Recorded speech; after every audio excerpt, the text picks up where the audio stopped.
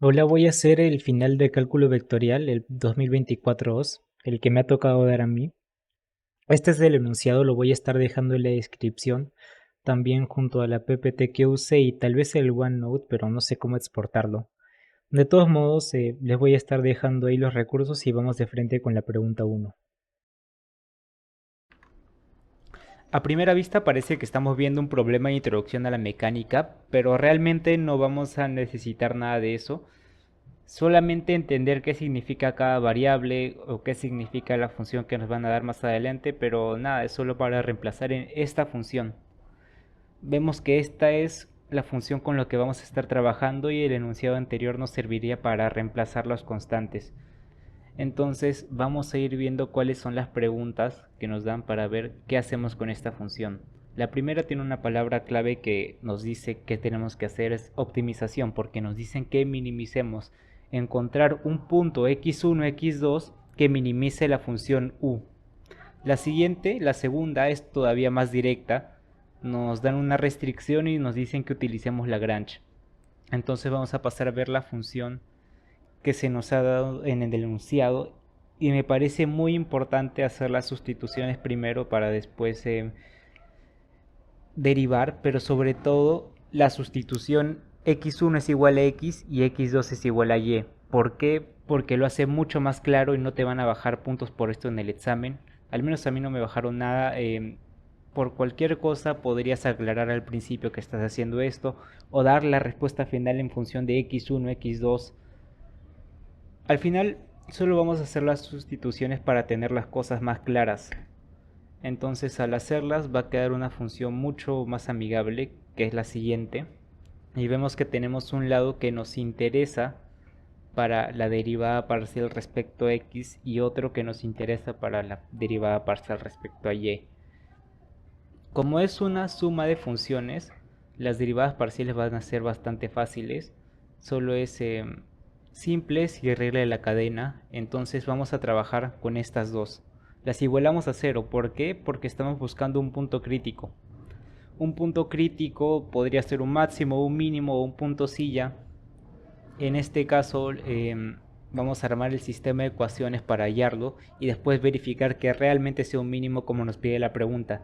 Esto se puede hacer con una calculadora, con sustitución, pero acá tenemos ya la respuesta. X es igual a 100 entre 13 y Y es igual a 150 entre 13. Es un sistema lineal, entonces es simple, se puede hacer de el método que uno prefiera. De ahí sacamos las segundas derivadas respecto a x respecto a y la derivada mixta para usar la regla de la segunda derivada, o más bien el criterio de la segunda derivada, para obtener el discriminante y saber si realmente es un punto mínimo o no.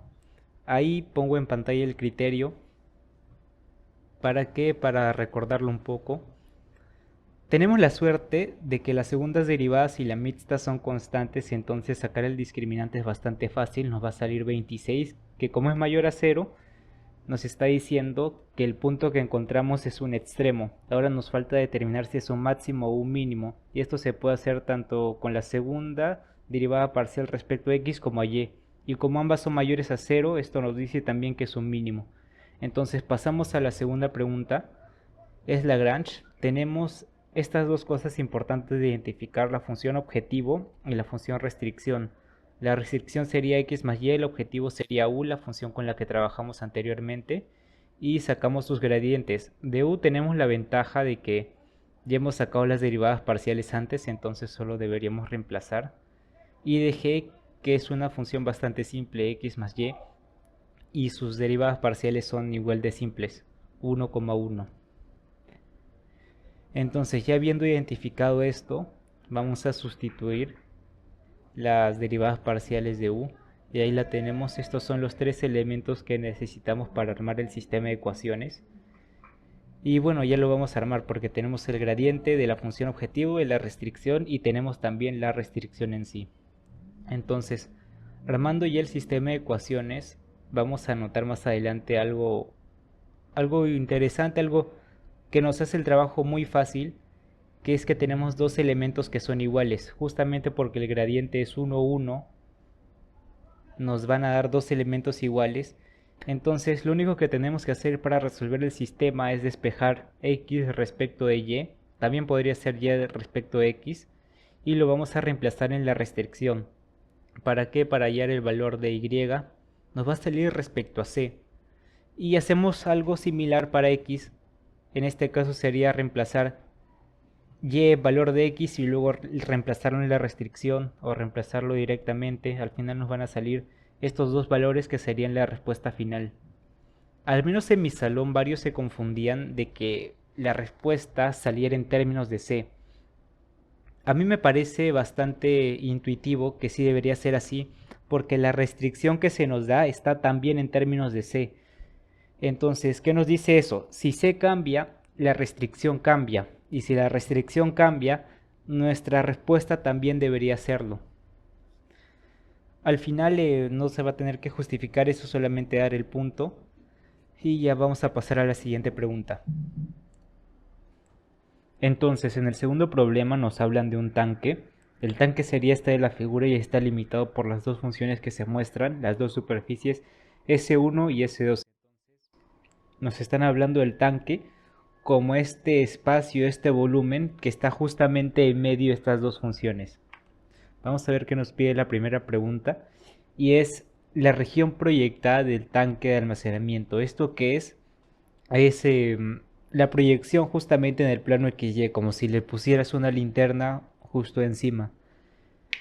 Entonces, para hallar esta proyección, varios, entre ellos y yo, estábamos confundidos, no sabíamos qué tomar, si tomar la función de S1, tomar la función de S2, y tuvo que venir el profesor Chiobi a aclararnos un poco. Nos dijo que halláramos la intersección y con la intersección podíamos comenzar a trabajar. Porque acá vemos que la intersección, bueno, también en la anterior, que la intersección es justamente este borde que se va a proyectar en el plano XY. Esta intersección se hallaría al igualar S1 con S2 porque son justamente los sólidos que forman la superficie. Entonces igualamos estas dos y nos va a quedar una ecuación bastante simple. X cuadrado más y cuadrado es igual a 9. Esto es justamente un círculo que nos dice que esta región de proyección que mostramos acá, esta área que es parecida a la forma que tiene una papa de Pringles, se estaría proyectando en el plano XY como un círculo. Un círculo justamente de radio 3. Entonces expresarlo en coordenadas polares es muy fácil. Como es un círculo completo, toda una circunferencia, es desde 0 hasta 2pi el ángulo, y el radio, como queremos todo lo que se encuentra dentro de esta circunferencia, iría de 0 hasta 3, que es el radio de esta circunferencia justamente. Para la pregunta B, podría ser un poco difícil ver qué es la cosa integrar. Se las voy a leer usando coordenadas polares y los límites de integración hallados anteriormente. Determinar el volumen total del almacenamiento del tanque.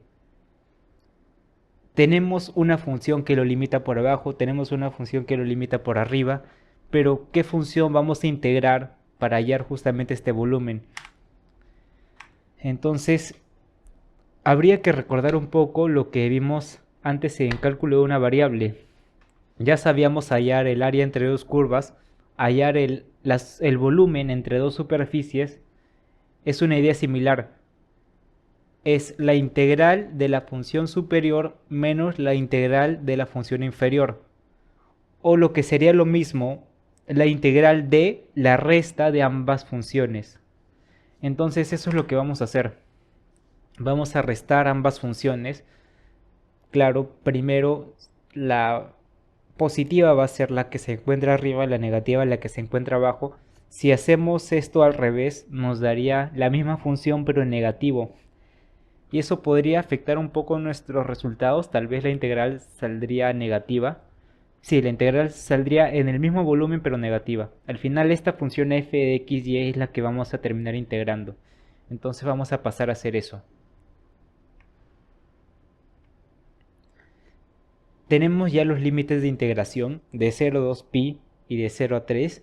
Tenemos la función en coordenadas cartesianas. Para transformarlas a coordenadas polares se tiene que, aparte de hacer las transformaciones de x y de y, multiplicar por r, que sería el jacobiano.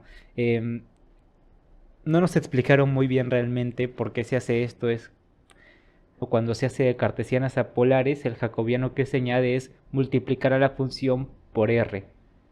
Entonces sustituimos la función y notamos que tenemos un x cuadrado más y cuadrado.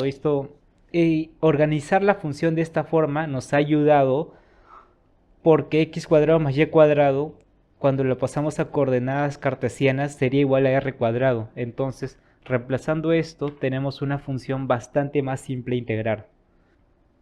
Vamos a pasar entonces a resolver esta integral. Primero llamaremos a la integral interior y. ¿Por qué? Para hacerlo más fácil, primero resolviéndole de adentro es un poco más sencillo, y de frente la vamos a simplificar un poco, vamos a separarla en la integral de esto menos la integral de esto. Entonces, al hacerlo, tendríamos 27 veces, la constante puede salir, la integral de 0 a 3 de r respecto a r, menos 3 veces la integral de 0 a 3 de r cubo respecto a r. Resolviendo las integrales sería r cuadrado entre 2 desde 0 hasta 3 menos 3 veces r cuarta entre 4 desde 0 a 3. Esto nos daría, evaluándolo ya, 60,75. Ya tenemos este valor de la integral interior. Todo esto vale 60,75. Entonces vamos a hallar toda la integral, que es lo que queremos. Es la integral desde 0 hasta 2pi de 60,75 respecto a teta. Es la integral de una constante. Entonces una forma es que la constante sale, nos queda la integral de 0 hasta 2pi de 1 respecto a teta, o de nada respecto a teta, algunos lo escriben así. Esto nos daría 60,75 multiplicado por 2pi, que si no me equivoco es igual a 381,703. Por acá lo tenía anotado, pero la respuesta final es solamente esto, 60,75 por 2pi, y voy a revisar 703,5. Bueno, en el Gradescope estaba hasta 703, entonces esta respuesta también te la pueden aceptar. Y así quedaría la integral. Para la pregunta C nos piden hacer prácticamente lo mismo que antes, solo que vamos a reemplazar esta función con esta. Entonces la función, la superficie superior no va a ser la misma, va a cambiar. Así que tendríamos que hallar todo de nuevo. Tendríamos que hallar primero el área de integración, o sea, la región de integración, y además la nueva función de integración. Vamos a comenzar con el área. Sería el mismo concepto, sería la intersección de ambas funciones, que quedaba más o menos con la forma de una papa de Pringles. Así que haciendo esta intersección nos daría S1 es igual a S2. 30 menos x cuadrado menos 2y cuadrado es igual a 2x cuadrado más y cuadrado. Este es S2, este es S1. Igualando nos queda que 30 es igual a 3x cuadrado más 3y cuadrado. Simplificamos. 10 veces 10 es igual a x cuadrado más y cuadrado. La región que nos está quedando es nuevamente un círculo, solamente que su radio ahora en vez de 3 va a ser raíz de 10. Es lo mismo, raíz de 10. Bueno, no es lo mismo, tiene ahora un radio diferente, pero sacaremos la región de integración fácilmente. Es una circunferencia de nuevo, entonces queremos todas las circunferencias desde 0 hasta 2pi, y el radio ahora no va a variar de 0 hasta 3, sino de 0 hasta raíz de 10. Entonces ya tenemos de nuevo estos límites de integración: 0, 2pi, 0 hasta raíz de 10. ¿Cuál es la función que vamos a integrar? De nuevo tenemos que restar S1 menos S2. Para eso voy a borrar todo esto. S1 menos S2 es la función de integrar,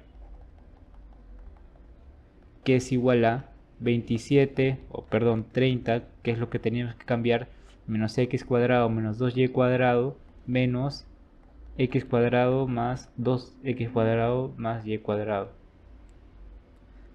Simplificando un poco esto, nos queda algo parecido a la función anterior. Nos queda esto. Entonces, nuestra función de integración anterior era exactamente esta, solamente que en vez de un 30 tenía un 27. Así que vamos a ver que resolver esta integral va a ser bastante fácil porque es lo mismo que ya hemos hecho, solamente que en vez de 27 vamos a poner 30 y en vez de 3 vamos a poner raíz de 10. Así que haciendo esto, 3x cuadrado más y cuadrado, siempre acordarse de el jacobiano cuando se pasa de coordenadas cartesianas a coordenadas polares. De nuevo hacemos la sustitución, x cuadrado más y cuadrado es igual a r cuadrado, y nos quedaría ya más simple esta integral de acá. 30r menos 3r cubo dr de teta. Entonces mi justificación a la hora de hacer el examen de que esto era de hecho más grande que la integral anterior, porque nos pide justificar si aumentaba o disminuía, era el área de integración es mayor porque ahora es un círculo con radio raíz de 10 y antes era un círculo con radio 3, y además la función de integración es mayor porque antes era 27r menos 3r cubo y ahora es 30r menos 3r cubo. Eso significaría que la región es mayor, la función es mayor, la integral va a ser mayor. Pero acá nos dicen justifica con cálculos. Nos dicen justifica con cálculos y esto es bastante importante, nos piden hacer la integral nuevamente. Entonces es el mismo procedimiento de antes, nos va a salir un resultado mayor. En verdad no... no lo voy a hacer de nuevo porque es el mismo procedimiento, pero les voy a adelantar la respuesta, que es esta de acá, 471,238, solamente para no hacer el video más largo. Ahora el problema 3 sobre series y sucesiones. El problema 3 nos dice lo siguiente: hay una estructura que está vibrando por una fuerza periódica externa. La amplitud de esta vibración comienza siendo A0 y en cada ciclo subsecuente se reduce en una fracción R de lo que antes era. Por esto podemos inferir que es una serie geométrica, una serie del tipo 20, luego 10, luego 5, luego 2.5. Y lo que nos pide la siguiente pregunta es construir el término enésimo de esta sucesión que estamos buscando. Entonces, tenemos estas dos alternativas. ¿Cuál de estas dos podrían creer que es la sucesión que buscamos? La respuesta sería la de abajo y esto me ha hecho perder 4 puntos. La lógica de esto es que la razón no va a ser R, sino 1 menos R. ¿Por qué? Porque cuando nos dicen se reduce en una fracción R, no nos decimos que la multipliquemos por R, sino por 1 menos R. Esto se debe a que, digamos que el primer término es 10. Si se reduce en una fracción 0.2, no estamos buscando que lo multipliques por 0.2, sino por 0.8, que es justamente 1 menos 0.2. Cuando algo se reduce en 0.3, no es que se vuelve 0.3 de lo que era antes, sino que se vuelve 0.7 de lo que era antes. Esta es más o menos la lógica que estarían aplicando acá. Entonces, ya teniendo la sucesión correcta, va a ser muy fácil, como es una serie geométrica, hallar el término enésimo.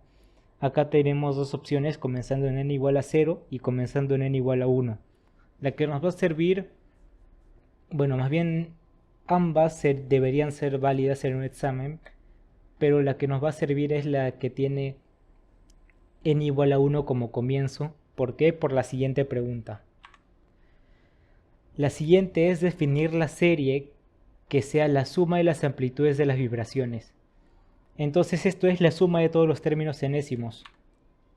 Como ya se tiene el término enésimo, lo único que tendríamos que hacer es poner este símbolo de sumatoria y ya se tiene la mitad de la pregunta. La siguiente sí podría ser un poco más complicada, tal vez no tanto, que es definir si es convergente o divergente. Ahora, ¿cómo se podría hacer esto? El criterio de que una serie geométrica sea convergente es que la razón sea mayor a 0 y menor a 1. La razón acá no sería r, sería 1 menos r por lo que dijimos antes. Entonces a esto le vamos a llamar r mayúscula. Vamos a sustituir esto en la fórmula anterior, en la serie anterior. Y vamos a aprovechar que el término n es mayor al término n más 1. ¿Por qué es esto? Es que la amplitud, digamos la amplitud en el ciclo 10 va a ser mayor a la amplitud en el ciclo 11 justamente porque se va reduciendo en cada ciclo. Esto lo estamos plasmando acá, en que la amplitud en el ciclo n es mayor a la amplitud en el ciclo n más 1.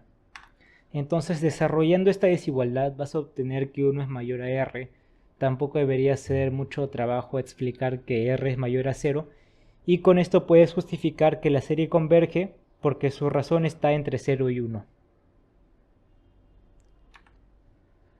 Ahora, la pregunta C es aplicar la serie de Taylor, buscar la serie de Taylor de esta función, e a la x por logaritmo natural de r. R vemos acá que es una constante, entonces su logaritmo natural también lo será. Se podría llamar a esto C. Por facilidad podría hacerse eso, pero no es lo que voy a hacer acá. He puesto esta imagen de cómo se debería ver una serie de Taylor centrada en 0. Es la derivada enésima de la función evaluada en 0 entre n factorial por x a la n. Entonces, para hallar un patrón y para hallar esta derivada enésima evaluada en 0, vamos a comenzar con la primera, segunda, a veces hasta tercera y cuarta derivada se tienen que hallar para encontrar el patrón. Ya que hemos hallado estas derivadas, son simples, son regla de la cadena, es la derivada de e a la algo por la derivada de ese algo. Ya que se tienen estas derivadas, las evaluamos en 0 y notamos muy rápidamente el patrón. Es simplemente logaritmo natural de r a la algo. En el caso de f0 es logaritmo natural de r a la 0. Entonces ya tenemos fácilmente cuál es el coeficiente. No es solamente el logaritmo natural de r a la n, sino que se divide entre n factorial. ¿Por qué? Por la forma que tiene la serie. No es solamente esta parte de arriba, sino también tiene esta división. Entonces, ya que se tiene este coeficiente, lo único que se debería hacer es, primero, hallar los tres primeros coeficientes como nos pide la pregunta, y luego hallar la serie, que tiene que tener la misma forma de acá. Y eso sería todo para los 20 puntos. Vamos a ver también cómo se hallan los 23, que son todo el examen. Ahora para los puntos adicionales tenemos esta serie, n factorial entre 3 a la n, y nos piden ver si es convergente o no lo es. Para esto aplicaremos el criterio de la razón, es el que tenemos acá, con colores. Es dividir el término n más 1 entre el término n, sacarle valor absoluto cuando n tiende a infinito, y si todo este resultado es menor a 1, entonces esta serie será convergente. Vamos a ver el desarrollo, acá lo tenemos, el término n más 1 entre el término n. Aplicamos algunas propiedades de factoriales, que el factorial de n más 1 es igual a n más 1 por el factorial de n, 3 a la n más 1 es igual a 3 a la n por 3, y usamos esto para cancelar. Cuando ya lo tenemos, nos va a quedar simplemente esto, n más 1 entre 3. El límite de n más 1 entre 3, cuando n tiende a infinito, va a ser infinito. ¿Cómo se puede justificar? Yo voy a decir algo acá criminal, totalmente no formal. Digamos que reemplazamos acá infinito. Infinito más 1 es infinito, infinito entre 3 será también infinito. Al final solamente tenemos que escribir esto y decir, como el límite del cociente tiende a infinito, entonces la serie no converge. Y claro, porque No importa el valor al que converja, que en verdad este límite no converge, eso es lo importante, por eso se dice que es infinito. Infinito es no es un número. Entonces, cada término es mayor al término anterior y esto no tiene límite, no tiene cota. Entonces, la serie va a seguir creciendo, creciendo, creciendo, no va a converger a ningún número. Ahora pasando a la siguiente pregunta de las adicionales para los 23 puntos, tenemos esta integral que está en coordenadas polares y nos piden que la expresemos en coordenadas cartesianas. ¿Cómo haremos esto? Primero hallando la región de integración, como nos piden acá, y luego hallando la función a integrar con estas propiedades que tenemos acá. Vamos a reemplazar todo lo que tenga r o lo que tenga θ por algo que tenga x o tenga y. Así que comenzamos con los límites de integración. Vemos acá que r está entre 0 y 2 secante de θ, así que lo expresamos como una inecuación. ¿Para qué? Para poder manipularlo más fácilmente y de acá sacar una igualdad o más bien una inecuación que nos va a ayudar para los límites de integración de x. Miren, aprovechando que tenemos secante de θ, esto con trigonometría es igual a 1 entre coseno de θ. Entonces, si multiplicamos esta expresión por coseno de θ por secante de θ es igual a 1. Esto se cancela. Así que nos estamos librando, estamos eliminando de acá θ. Pero al mismo tiempo estamos haciendo aparecer x porque r multiplicado por coseno de θ es igual a x. Entonces haremos eso. Claro, 0 por coseno de θ es 0. Así que reemplazando r coseno de θ, 2 secante de θ, coseno de θ, esto es igual a 0, x, 2. Ya tenemos la mitad del trabajo hecho para los límites de integración. Para θ se podría hacer algo similar, solamente que yo no he encontrado la forma de hacerlo. Así que se los voy a explicar gráficamente, que seguramente también lo valdrían en un examen. Yo lo intenté hacer así, solamente que me equivoqué. Les puedo explicar por qué. Tenemos acá los límites que ya hemos encontrado. X igual a 0, x igual a 2. Entonces nuestra región estará como una subregión de esta región enorme que tenemos acá. Enorme porque no tiene cota. Es una región infinita. Entonces nuestra región podría ser esto, podría ser esto, podría ser esto, cualquier subregión de esto. Pero tenemos que el ángulo θ varía desde 0 hasta pi cuartos. Y esto es muy útil porque acá tenemos la línea cuando el ángulo es 0 y acá tenemos una línea cuando el ángulo es pi cuartos. Pi cuartos radianes o lo que es lo mismo 45 grados. Ahora, ¿cuál es la recta que forma 45 grados con el eje X? Es justamente la recta Y es igual a X. Y notamos acá que ya tenemos una región acotada. Esta es nuestra región de integración. Esta es la región que queremos hallar. ¿Cuáles son los límites de Y? Y tiene como mínimo 0 y tiene como máximo X. Ahora mi error fue bastante básico. Mi error fue pensar que tenía que tomar Y, o más bien mi error fue pensar que el área de integración era lo de acá. No sé por qué, los nervios tal vez, pero no importa. No importa porque ya tenemos los límites de integración. Son estos de acá. Y de acá solamente nos queda hallar la función a integrar. Entonces vamos plasmando un poco lo que estamos progresando hasta ahora. Quedaría un poco de esta forma. 0 a 2, 0x, la función a integrar de y de x. Ahora, ¿cuál es esta función? volvemos acá arriba. La función que se nos da es r quinta seno cuadrado de teta. Y acá ya tenía listo. ¿Dónde está? Tenía listo esto, que es lo que puse en el examen y me parece que ilustra bastante bien por qué esto es igual a esto. R quinta seno cuadrado de teta se puede descomponer de esta forma. Si hacen la multiplicación es lo mismo. R cuadrado es igual a x cuadrado más y cuadrado, es lo mismo que se pone acá. R cuadrado seno de teta es lo mismo que y cuadrado.